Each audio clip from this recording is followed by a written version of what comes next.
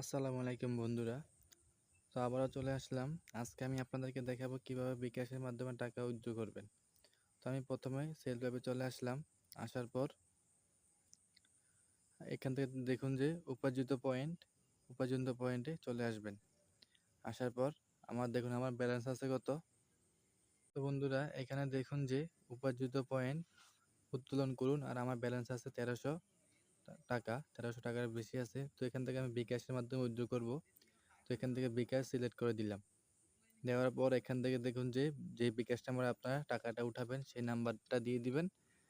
আমি নাম্বারটা দিয়ে দিতেছি। নাম্বার দেওয়ার পর এবার নিচে দেখুন যে লেখা আছে যে পরিমাণ। তো আপনি কত টাকা উইথড্র করবেন। আমি যেহেতু 1200 টাকা উইথড্র করব, তো এখান থেকে 1200 সিলেক্ট করে দিব। দেওয়ার পর দেখুন যে পরবর্তী ধাপে যান, সাবমিট করুন, এখানে আপনারা ক্লিক করবেন। তো এখান থেকে আপনারা ওটিপিটা আপনাদের নাম্বারে একটা ওটিপি আসবে, ওটিপিটা দিয়ে দিবেন। ওটিপি আসার পর এরকম একটা ইন্টারফেস শো করবে। এখান থেকে আপনারা ইয়েস দিয়ে দিবেন। ইয়েস দেওয়ার পর দেখুন যে আপনাদের পেমেন্ট, আপনাদের উইথড্রটা কিন্তু সফলভাবে হয়ে যাবে। ঠিক আছে। তো এখন আপনারা কিভাবে উইথড্রটা দেখবেন যে আমার উইথড্রটা হয়েছে নাকি না হয়েছে। তো এখান থেকে দেখুন যে উইথড্রল হিস্টোরি, এখানে আপনারা চলে আসবেন।